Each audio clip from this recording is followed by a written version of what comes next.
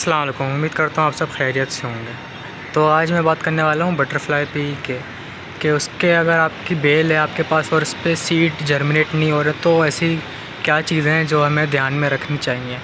तो मेरे पास बटरफ्लाई बहुत सारी हैं, 2 इसमें लगी हुई हैं, ये आप 2 देख सकते हैं। ये तो बहुत फैली हुई है। एक मेरे पास ये है और भी उस साइड क्या कहते हैं 2 हैं, 2 उधर हैं और एक ये रही, ये देखें, एक ये रही।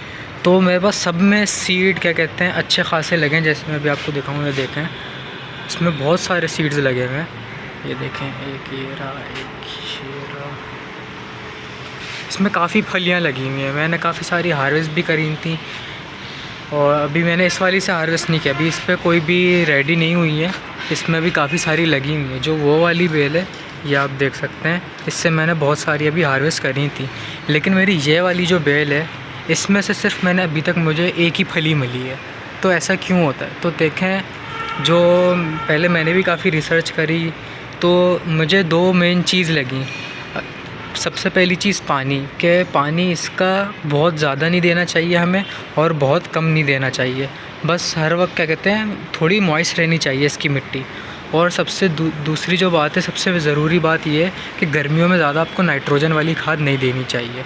तो इस पे मैंने काफ़ी नाइट्रोजन दे दिया था। इसको मैंने गाय का गोबर भी दिया था, चिकन मैन्योर भी काफ़ी दे दिया था और इसके अंदर पत्तों की खाद भी थी। मतलब इसी के जो पत्ते झड़ते हैं वही थे इसके ऊपर।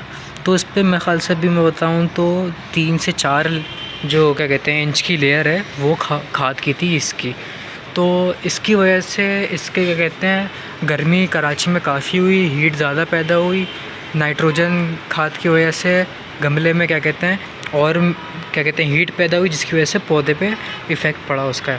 तो ये वजह होती है कि आपकी बटरफ्लाई पी सीड्स क्या कहते हैं नहीं बन पाते। अब जैसे मेरी ये वाली है, ये बहुत छोटी है। इसकी क्या कहते हैं उम्र होगी मेरे ख़्याल से 2-2.5 महीने होगी, इससे ज़्यादा इसकी नहीं है। लेकिन ये जो है इसको अराउंड 8 से 9 महीने होने वाले हैं इस वाली बेल को। ये मैंने बीज से लगाई थी। वो वाली जो बेल है ये मैं ख़रीद के लाया था। ये बहुत छोटी सी थी। इतना अगर आप साइज़ देखें ना, ये इतनी थी, लेकिन ये मैच्योर थी। तो उस पे से मैंने सीड्स निकाल के ये सारी ग्रो करी थी, ये दोनों ये सब। तो फिर अब जैसे ये मुझे था कि एक टाइम पे आके जैसे 7-8 महीने गुजरने के बाद क्या कहते हैं या 1 साल गुजरने के बाद जब मैच्योर हो जाता है प्लांट, फिर फलियां लगती हैं। लेकिन ऐसा नहीं है। अब जैसे मेरी ये वाली बेल है, ये इसकी बहुत अच्छी ग्रोथ हुई और इसकी मिट्टी भी मैंने इसको ज़्यादा खाद नहीं दी हुई। अगर आप ऐसे देखेंगे भी तो इसमें बहुत कम खाद है। मोस्टली इसमें क्या कहते हैं 90-85% मिट्टी है इसके अंदर, बहुत कम खाद है इसके अंदर। और इसके क्या कहते हैं पानी भी इसका सही रहता। तो अब इसमें इतनी सारी क्या कहते हैं फलियां लग गई। तो ये चीज़ें मुझे टाइम लगा समझने में कि क्या चीज़ है क्या नहीं है, किस वजह से मैं ये प्रॉब्लम फ़ेस कर रहा हूँ। तो अगर आपके साथ भी ऐसा हो रहा है तो आप पानी का ध्यान रखें, उसको सनलाइट प्रॉपर मिलनी चाहिए, इसका ध्यान रखें। और ज़्यादा खाद ना दें। गर्मियों में ज़्यादा नाइट्रोजन वाली खाद नहीं देनी चाहिए, क्योंकि वैसी ज़्यादा गर्मी होती है, नाइट्रोजन से वैसी हीट पैदा होती है।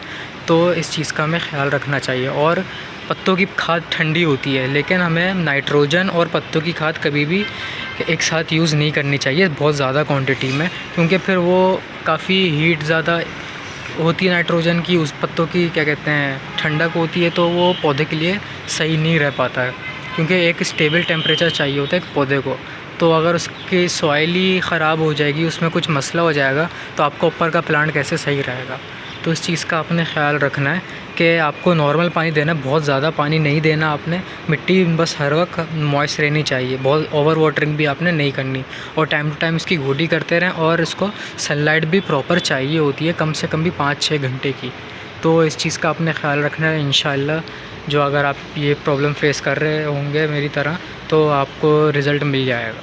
तो आपका अगर कोई और सवाल है तो आप कमेंट सेक्शन में पूछ लिएगा। आज के लिए इतना ही। अल्लाह हाफ़िज़।